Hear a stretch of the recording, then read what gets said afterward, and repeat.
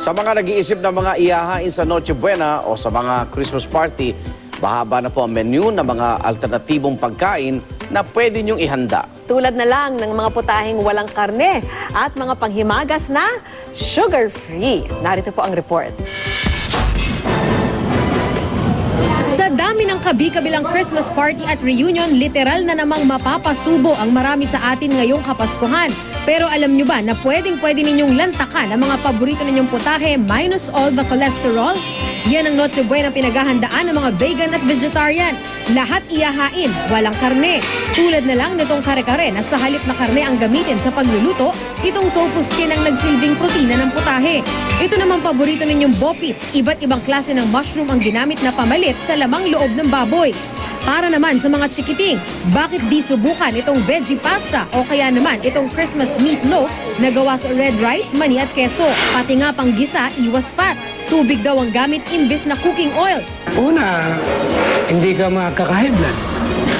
Pangalawa, malakas ang katawan mo kasi hindi ka nangihina.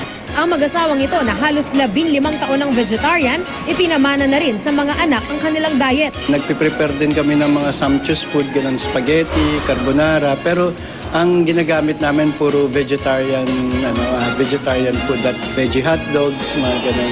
Sarap ng isa. Pag healthy, hindi magkakasakit. Siyempre po sa una, mahirap po. Pero kailangan po natin ng disiplina, self-control, at saka andun talaga yung determination mo. For healthy desserts, subukan itong sugar-free chocolate cake o kaya itong buko salad ice cream na may halong soy milk.